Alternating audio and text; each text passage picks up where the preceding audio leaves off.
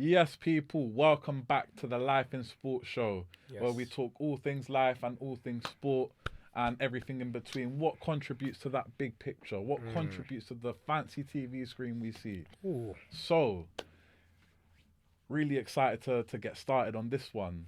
Yes. So, we got my good friend, Ooh. Mr. Mates with Mike, Oh.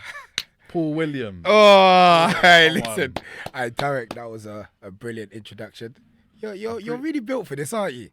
I like to think so, but Nah, like you are, you know you what, are. I got the setting for today, and like let's make the most of it. For So sure. let's go about. Obviously, I said who you were. I usually like to go like I'll let them introduce themselves. No, I'm no, so no. excited That was I a had to perfect. That was a introduce- perfect I had to introduction. That was introduce you, perfect. You get me? That But was perfect. so let's have. But furthermore, let me let you do your formal introductions. Who Okay. you are, what you're about, and Oh, what I'm about. whatnot. My name is Paul Williams. I'm about supporting young people in sport, outside sport, lifestyle. I'm a podcaster recently. Created my own platform, Mates with Mates podcast, with my brother that I've known since I was about 5 years old. Shout out Mates with Mike's. Come on, man. Someone that just strives to just achieve, man. And we've got so many similar interests. I mean, I don't even want to spoil the story just yet, but I feel like it's a very telling story how I met yourself, and that's really my passion. You know my passion a little bit more than Of I course, do. of course. Yeah, we'll get there in it. So, Yeah, sure. obviously, we're both really passionate about sport, about football. Yeah. Avid football watchers, avid football like playing football. Like you know what it's like. You you chat with people. It's an easy common ground if Yeah. they like football. Yeah, everyone. Do you know what? I feel like football is just like one of them sports that it's just the biggest, bro. You know what I'm saying? Everyone, the average person knows football. You know what I'm saying? Or supports a team. 100%, 100%. And it's like in the most like childish way possible. It's like when someone goes, when you're like, oh, what do you like football or what team do you support? And they go, I don't support a team or I don't Yeah. like football. There's a little part of me that goes, Yeah. like, oh. Yeah, we But haven't. like, We haven't got anything in common. it's like, oh, no, I'm not gonna talk to you. No. I'm not that close-minded, but it's like, as Yeah. I've got older, Yeah. I've built the social skills Yeah. and empathy to talk about other things. Yeah. But Yeah. there is that little part of me that's like, oh, But football is life, bro. yeah. Football is So life. my little starter, my little icebreaker is the Cool. reflection. Okay. 3 questions. Yeah. I like to give it to. I like to provide the Pause. questions to my guests. Yeah. It's 3 questions that usually you ask yourself at the end of the day. Okay. We're in the we're in the afternoon, so maybe you want to talk about yesterday. At Yeah. time of recording, it's the afternoon, Of course. but or you might want to reflect it or whatever. Let me get the waffle out. So Yeah. 3 questions. Yeah. Name one good thing that happened today, Mm. and then you follow that up with how did you make it happen, Mm. and then how can you repeat and build on said good thing that happened. Mm. So let's start with the basic. One good thing that happened today, yesterday, at any point recently. I woke up. I like that one. Yeah. It's so simple, but Yeah. like getting yourself up, Yeah. it's a big step to. Waking up, like so many people, and I don't want to get deep, but so many people go to sleep and don't actually wake up to see the next day. So I think waking up is a blessing because it allows you to go through the day and you can achieve what you want from that day. Then lay your head to rest, pray to wake up again and go again and make that day a better day. I mean, I didn't make it happen. It was God that made it happen to us. So I'll answer the second question. But Okay. yeah, the making it happen. How did I make it happen? I just prayed. I'll say prayer. Prayer is something I'm massive on. I think you can't, I don't even think, I know that you can't do much without a higher being, a God that you serve, so praying and then, yeah, that's it. Beautiful. And build and repeat. How did I build it? I prayed again, bro. Today when I go to sleep, I'm gonna pray again. Yeah. I think there's a lot of religion can be a touching topic for some. For sure. It can for be sure. a touchy topic, whether it's the type of religion you Yeah. believe, or whether it's how you go about your Yeah, day, and yeah. a conversation I had in a previous episode before this lovely studio, by the way, Come on. is I spoke to one of my friends, and he's a Muslim rugby player, and Oh, sick. he says that he said something really interesting that really like stood out to me. Okay. Big up Osama, but Big up yeah, Osama. that's the name of my boy. That, Cool. and he talked about how like, so I don't want to speak too deep into this, but it's like in Islam, it's like you're like you're trying to be and like this is very off the cuff. Like Yeah. this is very off the cuff. Come on, man. I'm not trying to claim myself an expert in anything, Yeah. but it's like you're believing and you're giving yourself to Allah, to your God, to your. But then it's like through that kind of belief system, he was saying how like with that he tries his best to. Obviously, you've got to be the best person you can be, but Yeah. he's got the side of like through that kind of belief, he takes that into other aspects of his life. Yeah. So he tries to be, for example, a rugby player. Yeah. Which he is. He wants to be the best rugby player. He wants to be healthy. course. So he's got that strong belief of Mm. of being healthy, of committing himself to a healthy lifestyle Yeah. to be the best rugby player. And that foundation of belief Comes from from religion, he's yeah. taking it into other avenues Yeah. of his life, which is what I find really beautiful about religion. And I think if you're 100%. following religion, Yeah. each person's journey is different. 100%. I Everyone's think- relationship with their higher being, whether it be whatever you believe in, is different, innit? But it's personal to you, and it's what you do with that belief, you know, that will kind of shape you. Like, I'm a firm believer in that opportunities come, like, all faith without no works is dead. You know what I'm saying? Like, if you're just a believer but you don't actively do, it's harder for you to see results. The results is not saying it's not going to happen, but it'll be slower. But I believe in if you work hard and you also bring someone into it, which is your higher being, which is your God, and that you serve, it makes things so much easier. You know, that's my personal opinion on it. But yeah, I definitely agree with what bro said.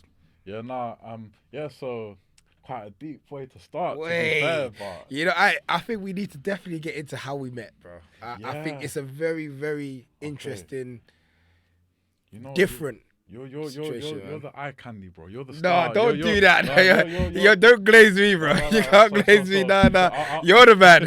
You're the man. Okay, I'll say one bit, Yeah, and then you can like follow on in it. of course. So Yeah, we'll share this. Like, let's do it, so bro. how did we meet? So there's this platform on the internet.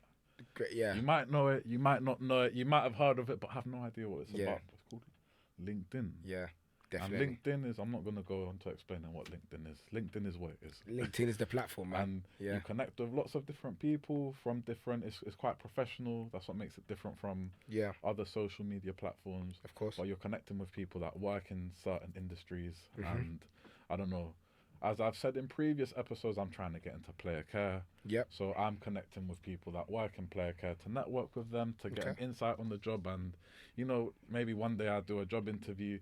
The person that I've connected with is interviewing me. You never know. 100%. That can make So- sense. Yeah, but yeah. I saw, I connected with everyone that said player, anything that said player care, I sent connect. Similar to me, I did that as well. And then like, I don't even remember when I connected with you. Yeah. But then one time I saw your post going about a job interview and Yeah. how it, like it didn't go. Yeah, It didn't rejected, go how you rejected, yeah. how you would have liked. And then I was like, oh, so this guy, like, because obviously we're not established in this professional. We're trying to we're on the outside looking in, Yeah, for sure. peeking in, and obviously I see someone that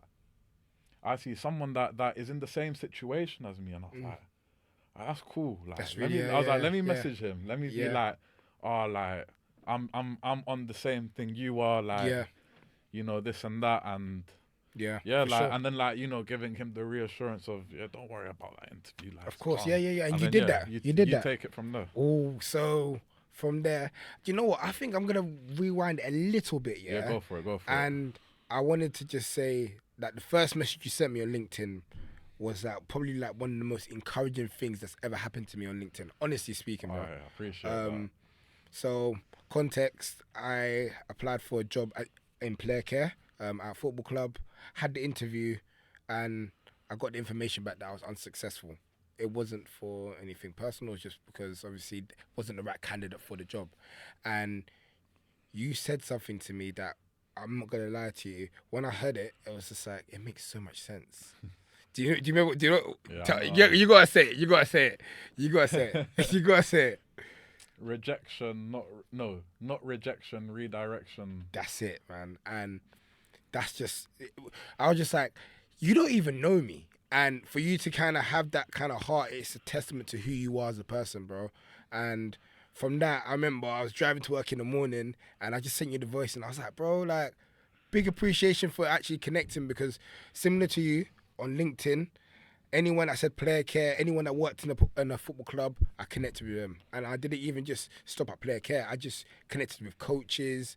I connected with businesses working in football, player care, the company. Oh yeah, the player care The group. player care group, yeah. I've seen like Hugo posting a few bits on LinkedIn as well. And it's just like, to me, it's crazy because you would think that when you're going through something, you're the only person that's going through it, you know? But when we just had that conversation, and then fast forward from that, everything we've done up until this point has been like, we've been on the same journey, you know what I'm saying? And it's beautiful because not many people get to go on a journey with somebody, you know?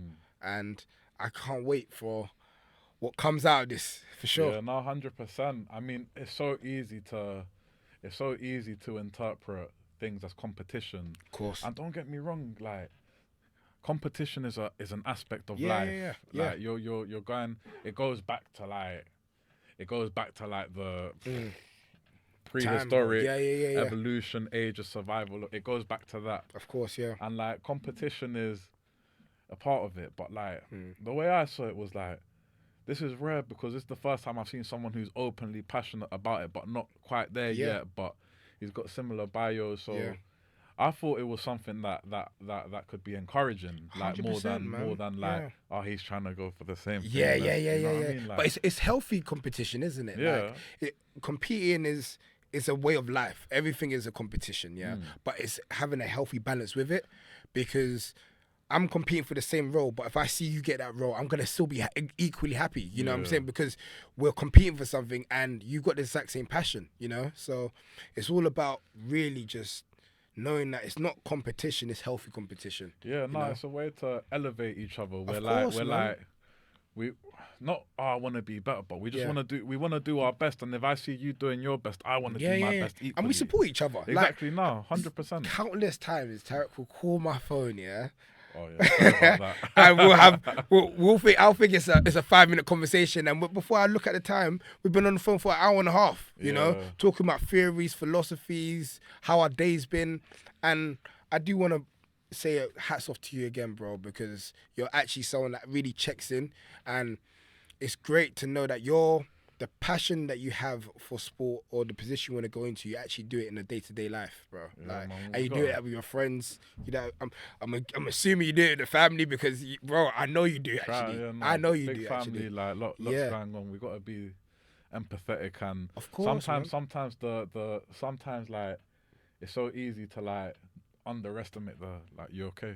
Yeah. How you doing? Yeah. Get someone else gets so locked into whatever's going on in their life. Like, sometimes being asked if you're all right is like super refreshing to them. 100%, bro. And you're giving them the chance to like say or no. Yeah. And then you give them the further chance of, well, we can talk about it. Yeah. Or we can't. Yeah. Like I'm like, do you know what I mean? Like, 100%, bro. I think it's always important to be able to just not only just check in with yourself, but check in with other people. You know, it just shows care. You know what I'm saying? And compassion, and that's what we get into. Like, player care is all about compassion. It's all about understanding. It's all about asking questions and understanding people. And you do that in your day-to-day life. So why not make that into a career? And that's why. And you're not just asking and understanding, like, the people you're caring for, you're asking and understanding the people around them. Yeah. Incidentally become the people around you. I've talked about, like, you know, like in an academy setting for football, the footballer will, the young person, let's call them the young person. Yeah. The young person will have their parents as their care, their coach, their analyst, their nutritionist, their psychologist. They're gonna have hundreds of people to navigate through. Yeah. And I think with us, we just kind of want to tie that together and make it a smooth operating system. Yeah. Like that would be the aim. But let's before we get into this player care stuff, let's talk about your journey and your how did your passion for player care come? Like how did your passion for football come? Let's start from the beginning. Oh, start from the beginning. Okay, so played in an academy. Okay. Similar to that, I originally started off in grassroots, then went into an academy. Broke my leg. Yeah. Broke my leg in a spiral. So this is the leg. It broke like that. So happened in Canada actually. Yeah. So my mum had to come out. It happened while I was playing. So went over for step over. As I did the step over, tackled. I remember blacking out. I remember looking at my leg, and I just blacked out. Yeah, and then was taken to the hospital. When I was in the hospital, my mum wasn't there, so my mum had to come out and see me. And then I remember just thinking, I asked myself like a question, like, if it's over, what am I gonna do? You know, because I love football. This is what I love. This is what I never imagined a world where I couldn't play football. You know. Okay. So let's reel it back a little bit then. Yeah. What was it like being? So when did you start at? What's I'm going to Yeah. give away, but Yeah. I was 12. okay. Yeah. Until 14. Okay. Yeah. So it was really short. Okay. You know what I'm saying? So. What was it like being? Sorry, I cut you off a little bit there. But Yeah. what was it like being at like you're at school? Yeah. You're at a professional football club. Yeah. You're probably like one of the best players in your whole school. Yeah, like yeah. what was that like? Did you feel like the man? Like what's it feel like? like the man. Naturally, you feel like the man. I feel like you feel like your career's already. You already know what you're doing in life. You're already there. You're that guy already. You know that you can leave at lunchtime. Certain times where you can have more flexibility in PE, or you can kind of strut your stuff. You know, it's a level of power. I would call it power, but and it's also like a lot of people. You have to remember in school, a lot of people don't even know what they want to do. But if you're doing what you actually enjoy, you've got an early career. You know, so you feel like that's the gateway to your future. You don't even need to worry about this. And I remember so many times, I'll be in class and the teacher will be talking. I probably wasn't even listening, and it was just like, I felt like I knew already what I was going to do. So there's nothing you can tell me. You're a teacher, you know. I'm a footballer. There's a difference, you know. And it's young ignorance, but at the same time, it's what you're led to believe in it, you know. Because so many people go through that system from that young and follow it all the way into a career, and a lot of people drop off along the way. Yeah. You know. So I mean, there's them crazy stats of like only like 50% of academy players aren't at the academy by 16. Yeah. It's a like natural that. thing. Like, But you were thinking, this is I thought me. I thought it was me. Yeah. I genuinely thought that I don't need to. And it's now looking back, I'm like, you're not owed anything in life. You know, like the only thing you're guaranteed in life is, sadly as it is, it's death. You know what I'm saying? So I felt at that young stage, don't worry about it. I'm alright. I'm gonna be able to buy my mum a Lamborghini. I'm gonna buy myself a Lamborghini as well. Gonna have the mansion. I'll be alright. And I think looking back, it's not because I wasn't gonna do it. It just wasn't in the plan, you know. And that was it, really. It's crazy, man, because like football, at that point, if you're representing a professional football club, you know, you're kitted out. You've got the training kits. You're going to training 2 or 3 times a week minimum, as well as playing. Yeah. You got your boots, like. Yeah, you've got you training kit. Yeah, you might go kick You're the ball. man. You might kick ball with the man. You know, and you've got, like, lunchtime you're the first stash. pick as well. Like there's a lot of pressure that comes with it, and I will call it just pressure. I think it's just pressure because you and yourself feel like you're something, which you generally are. You know, you go down to academy games, and some games before you start, you got a masseuse. You know, like That's mad. You know what I'm saying? So it's that that feeling of you have something or you know what you're doing. You know what as well, yeah. It's this is where how big, because like Yeah. identity is such a big part of my practice, of my philosophy, Yeah. like in terms of what I want to get into, understanding your identity, understanding how there are different parts of our identity that we have multiple identities. I mean to say, Yeah. I've talked about this already, but like how big was being a footballer in the pro club? How big was footballer as your identity compared to other stuff? Like, Massive. Massive. I think that was my only identity I had there, you know? That's because that was my safe place. That's where I felt like I was going to make my bread and butter. That was like where I felt like I was developing, you know? You see yourself in one game, you perform in one way, and you see yourself in the next game, you're performing better. You're training, you're developing. That is your focus of how you are as a person. But that was my only identity, really and truly. And I think the reason why it was my identity is because that's all I did. You know, I used to play games, but then even that, I wasn't a massive gamer. I just used to watch football. Like I loved football. I loved all things football related. And then getting into the rest of the story, I lost the passion. I completely lost every single piece of passion I had for football. Didn't watch a game. Arsenal was like the only thing that kept me going, and I never stopped. I didn't watch a game.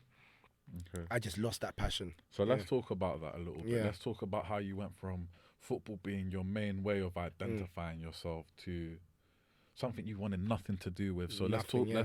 let's talk a little bit more about. Let's go into more detail about the Canada, and Yeah. and how that went down, what was going on, and Yeah. etc. So, the story can go on for honestly days. So I tried to streamline it as much as I can. So, what happened was once I broke my leg, was in hospital.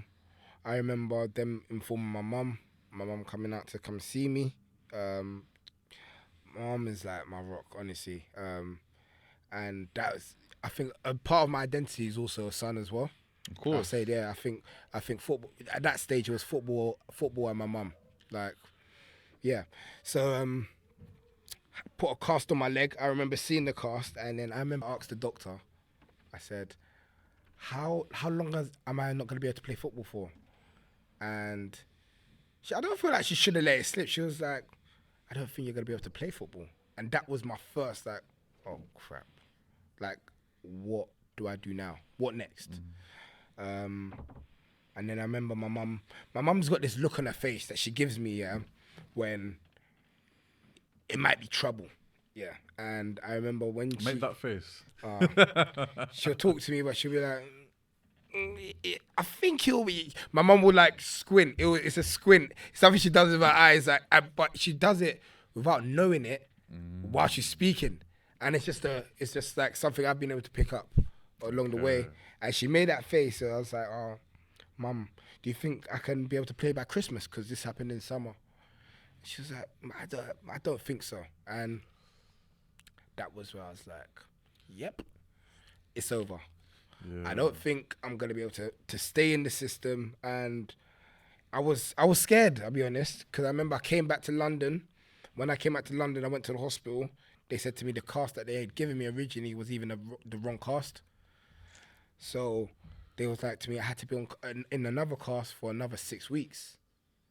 So I remember, fast forward all the way to when I took off my cast.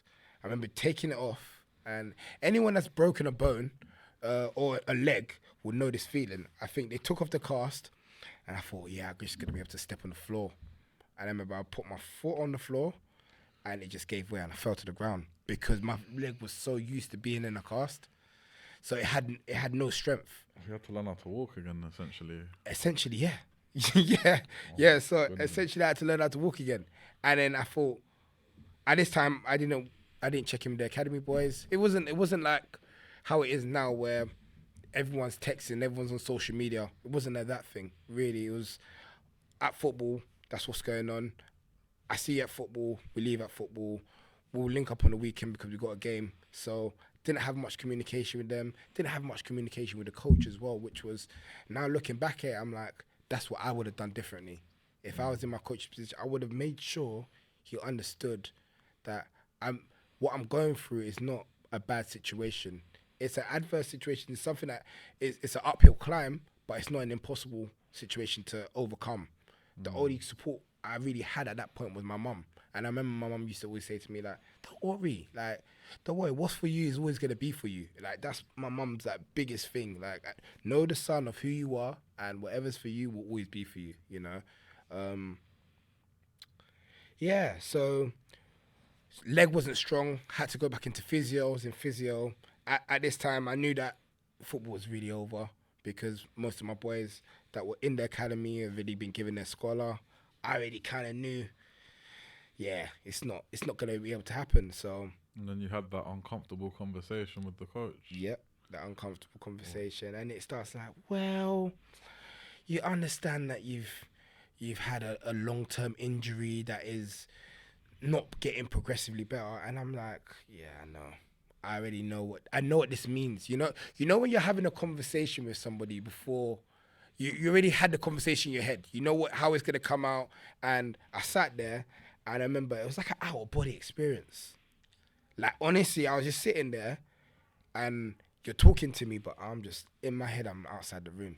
I'm just thinking like, yeah, I'm done. You're waiting for the boom. You know what I'm saying? I wanted you to pop my, and they popped it. And as soon as they popped it, I remember going home, I just acted like everything was all right. I'm that kind of person that if I'm going through something, I don't know how to project. Sometimes I just like to solve the situation within myself first. And it's kind of damaging because you put on the front to everyone that everything's all right. No, I'm okay. Nothing's. But yeah, it's cool. But deep down, you know that you got that feeling like, I don't even know who I am. You know, I'd lost my identity at that point. How did you deal with losing such a big part of your identity at that point? Oh my God. No. How old must you have been at that point when you had that uncomfortable conversation? Was that the end of that? Was that at the end of that season? No, or was that the season after that? So I was about 16. Okay. Yeah, and then I remember saying to my mum, I'm not going to college. I'm not going to college. She was like to me, what do you mean you're not going to college? So what are you going to do? And I was like, I don't know. My mum just gave me the look like, listen, we come from a family of educated people, you know, and yeah, I know you thought that you were going to be somewhere else, doing something else.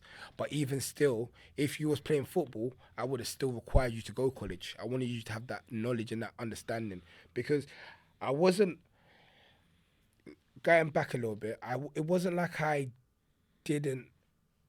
wasn't smart. I just didn't enjoy education. So, and I didn't apply myself because I felt like, going back to it, I felt like I was going to be a footballer. So, yeah, I know, I need to know 1 + 1, but I don't need to know X is the square root of Y. You know what I'm saying? So I felt like I already knew what I needed to know. And it comes back to thinking you can plan your life out, but you're not really in control, you know? So, I remember having that conversation with my mum about going to college. My mum goes to me, yeah, you're going to college. And at my secondary school at that time had a linked up college with literally down the road. And I went there, got triple distinction star in BTEC level 3, yeah. And then I just said to myself, my mum, I remember going back to my mum again after I finished uni. No, sorry, after I finished college, saying to her, I'm not going to uni. The question again, so what are you going to do? I'm like, I don't know. Like, I still didn't have my identity because I'd thought I was going to be something and I wasn't going to be that. So it was like, I directed my anger at education because I knew I can do this if I really wanted to, but I just chose not to. So then my mum was like to me, you're going uni, because if you don't go uni, you're not going to be in this house. You're going to be out there. So go uni. And then I remember having that conversation again. And I was like, cool. And then I went to Kingston University, studied business management, got my degree, got a 2-1, yeah. And then I was just like to myself, yeah, it's up, you know. And then from there, I didn't know what I wanted to do again because I still hadn't found my identity because I went to school, but you know, education is a mask, isn't it? It just makes you feel like you're something you're not. You're just doing stuff, but you're getting a qualification, which is an important qualification. And then my mum was like to me, "Oh, I missed the vital part of the story." So second year into uni, my mum asked me, "What do I want to be?" And I was like, "I don't know what I want to be. I'm just going in education. I'm going to be a businessman because I studied business. I'm going to be a businessman." I remember I come home from uni one day and my mum said to me, "Yeah, I volunteered you to coach at Lewisham FC." I said, "What?" Are they the non-league side? Yeah, it's a grassroots team. Okay. Yeah. Because they got a non-league side in the same league as SE Dons or something. Was that Lewisham? No, I think this was like it was like a community. It was Lewisham Community FC. Yeah, Okay, I got you, yeah, it was in Bellingham. I remember my mum saying to me like, she signed me up. She saw this little pamphlet and she said it will be good for me to do while I'm at uni. I was like, "Mum, like I thought we quit this football dream." I'm not a coach. Yeah, I'm not a coach.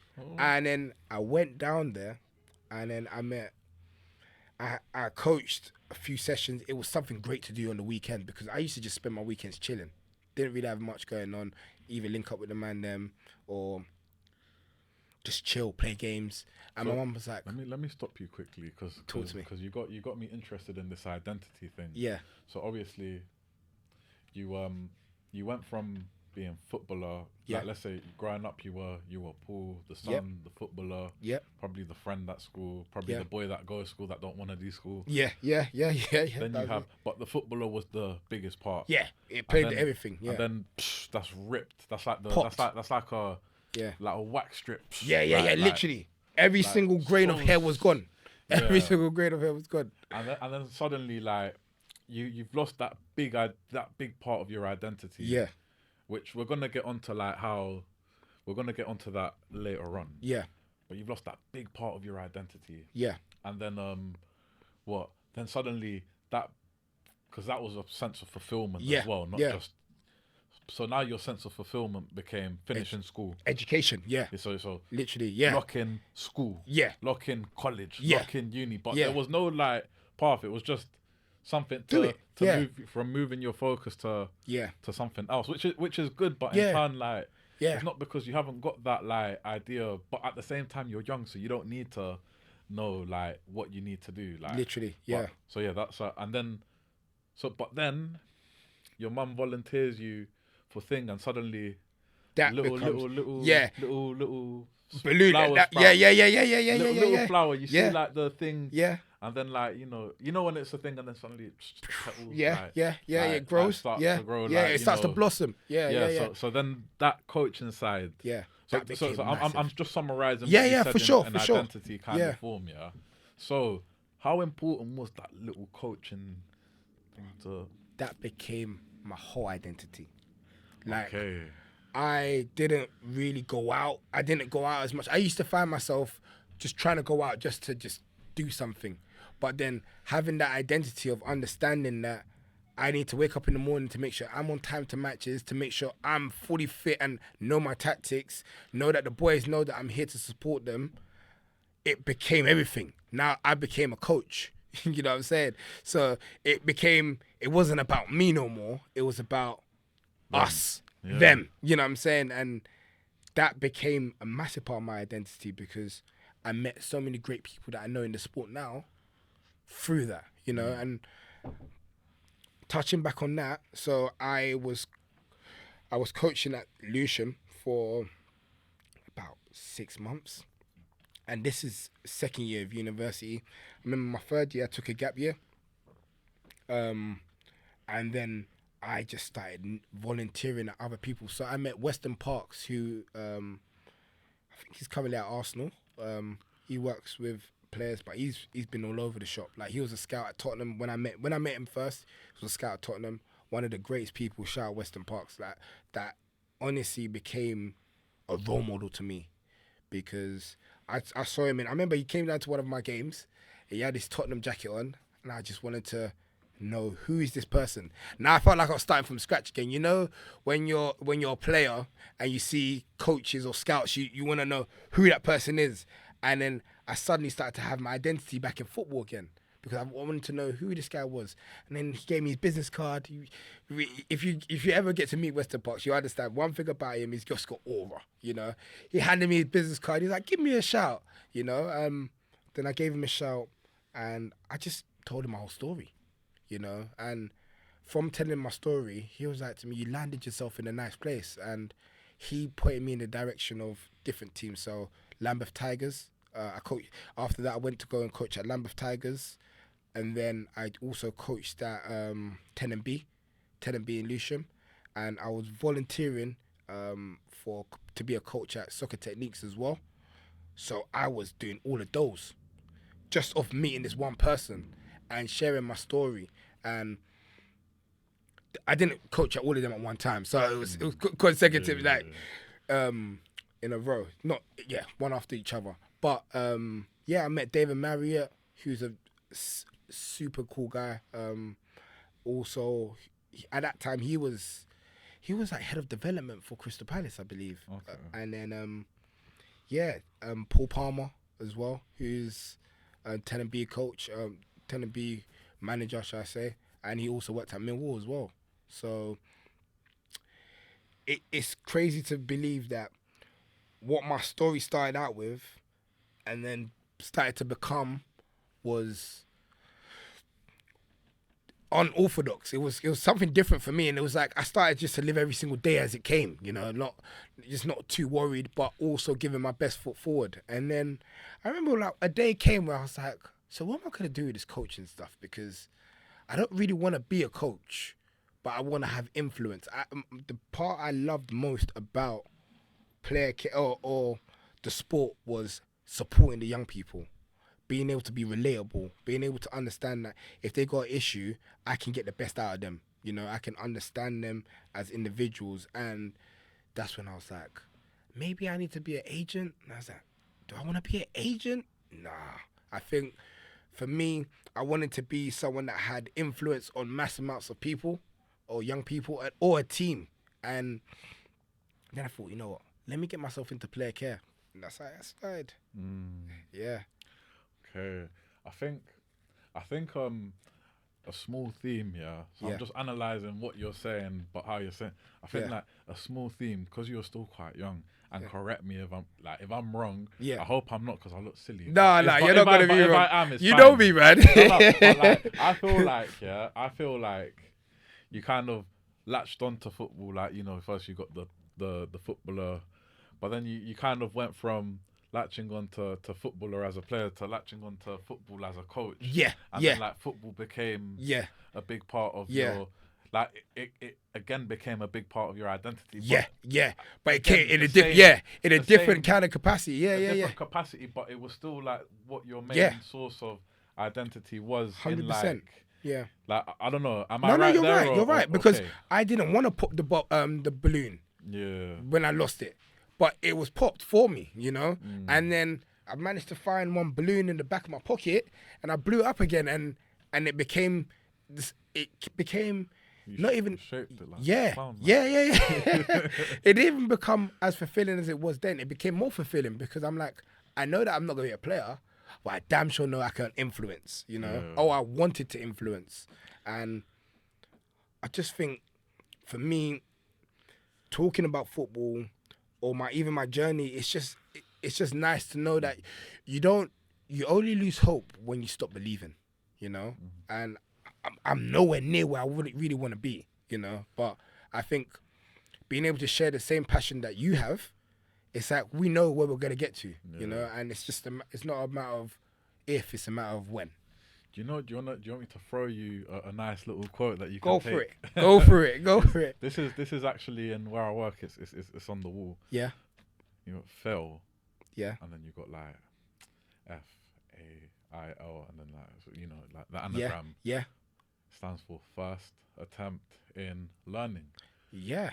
Like, it's okay. Sick. First attempt in learning. It's sick. It's nifty. Yeah. It's basic. Yeah. And like, it's okay to fail. I feel like everyone's so scared of failure in some capacity. Yeah. But then, it's okay. Yeah. If you learn, are you really failing though?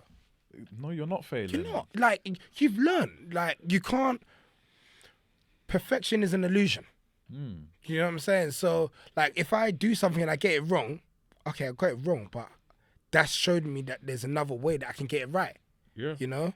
And yeah, I No, agree. so like, yeah, no, that's sort of why Mm. I forgot what I was gonna say, but yeah, okay, no, two areas. Mm. Do you think because networking has been a theme in my life, whatnot? I Cool. don't want to get into Yeah.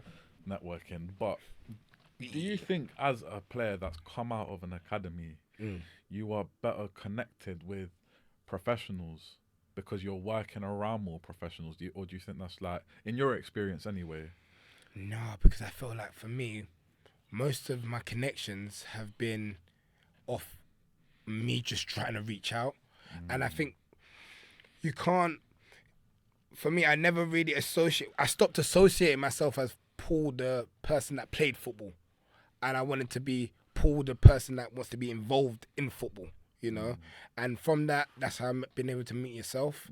And I think just connecting with people and having, it's the power of a conversation. I think today, a lot of people have set themselves back because they don't want to have conversations. Yeah. They don't want to be challenged. They don't want to learn. Like most people want to think they know all the people they need to know and they've got enough knowledge to be able to achieve everything they can achieve. But the reality is there's so many ways of doing the right thing, you know, and having a conversation with someone can get you to places that you never thought you can be. Perfect example, me and you, bro. We're here right now, innit? We're here right now. Who would have thought a message on LinkedIn saying, "Oh, sorry, bro, you didn't get the job," and I'm like, "Oh yeah," but we share the same passion has now led to me and you meeting Marcia. Yeah. Oh yeah, big up Marcia. By the Marcia's way. amazing. And Kate. Big up them yeah, two. Like. and also Anne as well. Anna, sorry. Big up Anna, Yeah. big up Yeah, them yeah. because they've been Very they've influential. provided such insightful stuff in our and like broadening our perspective of what we're passionate about. Yeah. So I feel like that we need to add a bit of context as the player care. Yeah. But you know, the more people you meet, the more you broaden your horizons. Whether it's they've told you something that completely influences like your practice, or whether they've told you something that you're thinking, I don't agree with this, so I'm not going to do it like that. So the value in conversation and in connection and in meaningful conversation and connection. Yeah. And like everyone thinks like with networking and with talking to people, like it's got to be this so it's gotta be formal. so formal, Yeah. professional. Yeah. And like it does to a certain extent, you've got to come across well. Yeah. But then to another certain extent, it's like Yeah. You gotta be be yourself. man. Yeah. And that's what it is with me and you. Like, for example, I remember when I was sending the first voice that I sent you, I think I swore in it, and I was like, I was thinking, oh God, do I send this? But I'm like, no, this is exactly how I felt. I felt offended that I didn't get a job, you know. So and you were giving me that advice, and I still had that anger in me. But being my authentic self, I was like, you know what? I'm not offending anybody. I'm just upset with the situation, and I'm venting, expressing. bro. Expressing, you know, and. Yeah, it's just conversations take you places, you know, and I don't want to ever stop having conversations. Yeah, I don't want to stop learning. I want to keep having conversations and meeting new people because it just broadens your knowledge, you know, and that's what it's about. Do you think, so has your experience at an academy setting as a player, so you've got like a very, very good, I don't want to call it advantage, but because it's just like it's your life experience, that's what you've gone through. Like I don't think advantage is the appropriate word, but you've got this, like for the players we're trying to aim to work with in the setting we're trying to work with, you've got that first-hand experience of being able to empathize with them a lot more than I could, because like I was good at football, but you know the knee. The knee. You said you had the knee story. But honest. I used to be a baller, but I hurt my knee. It's like I don't know if the camera can see, but like I can't even lift it. No, but like you can give them that first hand, that embodiment of I was there, it didn't happen, but it was. Do you think the way you were dealt with at Millwall, and I mean like supported off the pitch, do you think that kind of plays a part into your passion and your belief in player care and your philosophy and why you want to do it? 100%, 100%, because I think it's an experience, isn't it? Like once you burn your finger one time, you know how it feels to have a burnt finger. So if someone comes and tells you, "Oh, I burnt my finger," you know exactly what they're feeling. You know what I'm saying? To put Yeah, run yeah. it under hot, Yeah, cold yeah, yeah. water. Hot water. You lose the skin. You know what I'm saying? Yeah. So I think for me, that experience it helps me because I really I like hearing people's stories, you know, and I'm sure there's so many people I've met that they've got more interesting stories than I do, you know. I don't think there's more or less interesting stories. I Yeah. think it's just we're all fighting Yeah. our demons. We're Yeah, all yeah, going yeah, on yeah, our yeah, journey. yeah. Some people are less fortunate and have to Yeah. go through more adverse situations, like 100%. someone growing up in a part of the world where Yeah. they're not as fortunate as us. Yeah, yeah, The yeah. same way we. Yeah. I feel like someone could have it tougher or not tougher, or someone could. But I just feel like we're all on our Yeah, yeah, own. Yeah, yeah, yeah. We're all on a journeys journey. and- Yeah, yeah, and- no, for sure. And like, I feel like it's unfair to like compare. Yeah, journeys. yeah, you can't. Yeah, you can't because it's like, I think whatever someone's going through, that's what they're going through. So, for me personally, I do hear people's stories. I'm like, wow, you overcome that, and I've overcome this. Like, you've overcome something crazy. Like, I'll give you this. I posted on LinkedIn the other day about Eze. Yeah, Crystal yeah, Palace. yeah, yeah. And when I was reading this story, I was like, how? Like, that is what you call defying all the odds, you know, Yeah. and persevering when all roads are against you, you know. And for me, that's an inspiring journey. And you can take his story and put it into anything in life, and it's just context to show you that until you stop doing it, that's when you can't achieve it, you know. You know what? Let me get a little bit personal. Let me Talk get to a me. little bit. Let me get a little Oh, bit. I'm in a hot seat now. Let me get a little bit. I thought I was gonna come here and be able to get onto you. You had me. No, I'm gonna open up about something personal. Yeah. So like, obviously, growing up in school, Yeah. I was this and that. I was a bit sensitive. Yeah. I'd cry over something little. Yeah. I don't know. I had friends, but I didn't know how to be friends with my friends. Yeah. Yeah. Whatever. Fast forward, end of year 5. I mean, I was a bit of a difficult child for my mum. Yeah. Like, yeah. like in Yeah. terms As of we not- all not- were. not like- I was difficult. I'm not gonna like lie. not like naughty, but like Yeah. I don't know, like change, whatever. I can get into all that. Yeah. And then like, what turns out, year 5, 10 years old, I'm diagnosed with autism. Wow. Okay. Wow. So what that means, I don't know what that means. But Yeah. maybe it was like. What does it okay, mean to you though? I don't know. There we go. So if it doesn't mean anything to you, you don't know what it means. Then It means like it's a part of me. Yeah. I know that I'm like good. Like yeah. I'll be like remembering dates or Yeah. whatever. I'll name you like the last 30 Champions League winners. Hey. Like see, something, yeah. something like that. Yeah. But like, You said yeah. No, but I've met people with autism that are Yeah. like nuts. Like not Yeah. like with their memory and their Yeah. and their. Yeah. But my point is like, It's a skill though, isn't it? Like yeah. it's a superpower. but like I'm very obsessive. Yeah. So like I'm like, if I'm doing something, Yeah. I have to do it now, and it's all I think about. Yeah. And it's all that's on my mind. Yeah. And it's all, and like I go through different phases. Whether it's something I'm trying to do, like Yeah. let's say this show, I'm Yeah. obsessed. I'm obsessed with like thinking of good ways to talk to people, good Yeah. ways to communicate, interact. Or the same way it's like with like, I don't know, I get interested in a point in history. Right now my phase is Irish history. Okay. If you go on my YouTube Yeah. algorithm, it's just about Yeah. Irish history because Yeah. that's right now that's what I'm interested in, and Yeah. I research it Yeah. so deeply, like Yeah. and then Yeah. but like my point is like I spent primary school, I was meant to do my SATs. Yeah. And they didn't let me. I went to I got level 4 and level 5 on my Yeah. SATs. They didn't let me sit maths. Oh wow. So because I didn't get taught maths because they thought I was too not smart Yeah. enough to do But maths. I just want to double back on something though. You Yeah. said like you get obsessive and like that's what you think about. For example, this show, yeah. Yeah. But now look at where that obsession of that show has got you. You know what I'm Yeah. saying?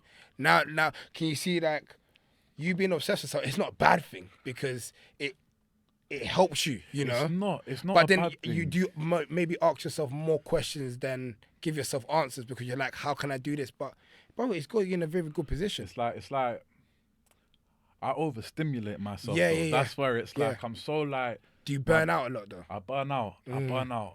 And like, but my point is this as well. Is like, you know, GCSEs. I was in bottom set for everything at school.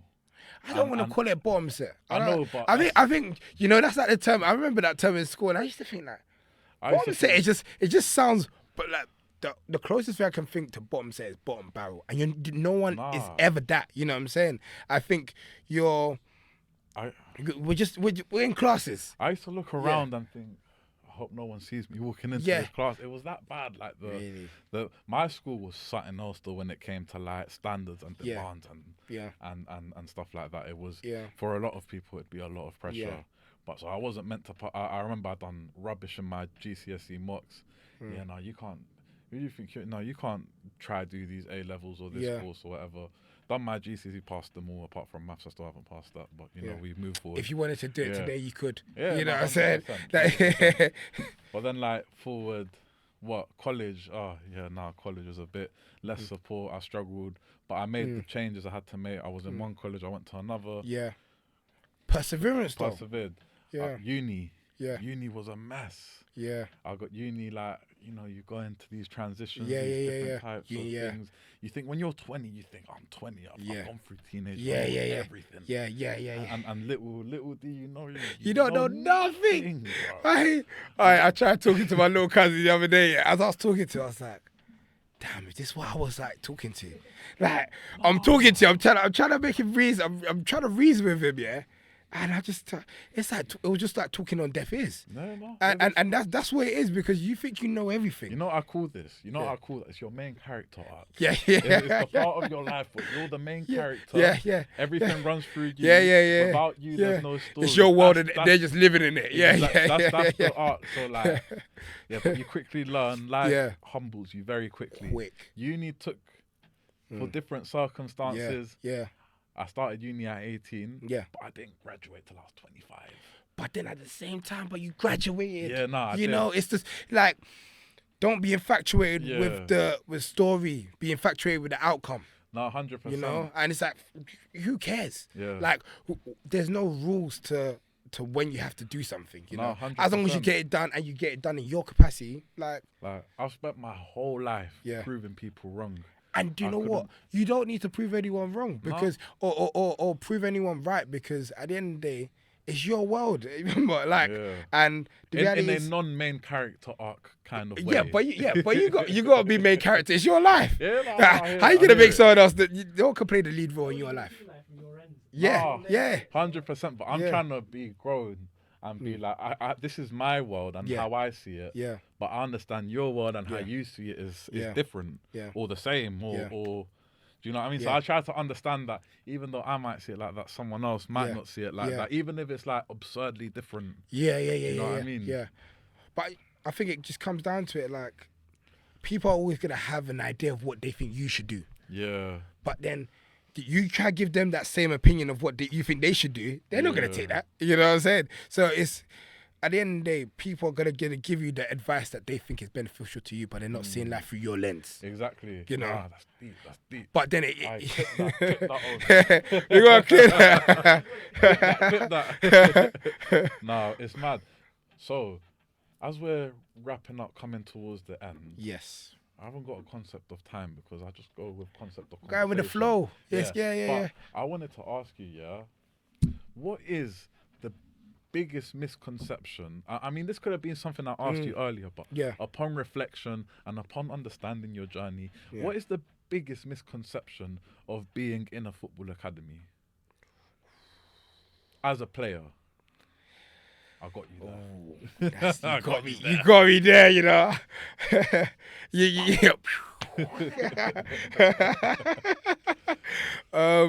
I think the biggest misconception is that you've made it. You made it, and it doesn't matter what stage you are. You know, Ronaldo's still gonna have people that feel like, oh no, he could have done this better. You know, like or they're gonna say Messi's a great player, but he's too short. You know, like this. The misconception a lot of people have in football, and I will not just tailor it to an academy, but I'll say in football is that no matter what stage you are, you've made it. You know, and life is all about learning. You know, Yeah. that's there. But that's a great question, bro. Yeah, nah, I like my misconceptions. Yeah. questions. Like further on to just I've got a question for you though. Alright, I've let got me one. add to Go on, yours, go on, and then you're all there. I think the misconception adding to that is when you're at school, and like you see your teacher, you're being taught whatever subject, secondary school, primary school, you think your teacher's an adult. They've got it all together. They've got their suit. They get paid. They're here to work. Like they've made their and they've got it all together. They're the full package. They're the full person. You're an And then adult. you quickly learn that that's not quite how it works. No, it doesn't work like that. What you're learning at 9 is the same thing you're learning at. You're learning something different at 39, but you're still learning. 100%. Life is. Like, you only stop learning when you die, innit? Yeah, I think Like, the that's biggest reality. misconception about life is that you don't stop learning, and I think at some point when you're growing up, you learn that it's not. Like when you're like naive and 12, like child to like 16, before you start realizing, oh, I need to apply for colleges, or I need to apply for. Then you get your NI number. Some people might have been in a less fortunate position where they haven't been able to live that naivety of knowing that it's like they And learn that on the life flip is side, tough some early. people have lived a better life and they don't even need to worry about these things, you know? until they're like, oh, what's I don't do my laundry doesn't get done for me on a Tuesday anymore. You know what I'm saying? yeah, And then you remember that, oh crap, you know? But go on, your Yeah. question. Oh, quick one, yeah? Go on, It's a deep one. go on. So what do you think is the biggest misconception people have about autism? Ooh, And that is from your lens and your eyes. from my lens, that everyone's the same. That I think that is one. I think that everyone's someone with, for example, like that we're all the same. Yeah. I think that the like, and that is a part of our identity in a way, because two things, like I'm still who I am, Of course you are. and I still like what I like, Yeah. but I have autism. Yeah. So then maybe the way I like it, or the way that I express it might be different. Yeah. Might be. Yeah. I don't want to speak for everyone. Yeah, with yeah, it, of course, yeah. like, You're because familiar. it's so vast. Yeah. But then on the other hand, it's like, I mean, like, it's like, just because you have autism doesn't mean you're gonna have sensory issues. Every course. person with autism has sensory issues. Or just because you have autism doesn't mean that you're not gonna like change. Do you know what I mean? I feel like everyone is very vast, and I think there are some common grounds in terms of, like, I don't know, when I was growing up, I don't like change. I didn't when my mum bought me new shoes, I would, the hell I would give over new shoes and new clothes. Yeah. And my mindset was, well, the shoes I'm wearing are fine. Why do I need new ones? Yeah. Like, why are you changing it? Yeah. Well, my mum used to like move the sofa to the other side of the living room. Yeah. I'd be like, but we were fine. You would have like hated that. it, Miles. I used to change it every time, bro. Nah, that's what my mum does. She still does it. It took me till I was like 18 to be like, oh, I don't care. Yeah. Like, but yeah, that we're the same. There are things that we have in common and we can relate to each other. Yeah. But then at the same time, we're so different. Yeah. Because it's very wide. I don't want to call it a spectrum because it's more than just. I don't think it's a spectrum because, like, we're not one thing and we're not one extreme to the other. Extreme. It's like yeah. like, you know, you matched. So I think that's the biggest misconception, that is one thing, that is one ideal or one way of being or one way of thinking. It's just you have your way of thinking, but being neurodivergent might make you express it different. But then at the same time, I don't claim to know it. I'm only No, but I'm saying myself. from your lens. See, and you've given it to us from your lens, and that's your perspective. I'm only an expert on myself, and if there's anyone that works with or has a family member or is neurodivergent that watches this or comes across this clip, I hope that I've articulated it in a way that's relatable. Yeah. If not, I've just explained it how I can. Like, You did it for you, man. For me, You're gonna have to watch it back yourself now. You can say, I can relate to this. I hope so. As long as I can relate to when I watch it. Yeah, that's facts. But no, That's facts. it's the same with like any other neurodiverse. Yeah. Neurodiverse. Yeah. Like it's probably like someone with ADHD. Yeah. Just because you have ADHD doesn't mean you're all hyper and can't Yeah. focus. Yeah. Do you know what I mean? It's like Yeah. they're not all the same. There's Yeah. different types of things that people Of with course. ADHD. But I'm not gonna speak any more on ADHD because I know like the minimal amount about it. Okay. Yeah. So, But yeah, it's not a one size fits all. yeah. It's not broken leg. Yeah, Yeah. not one.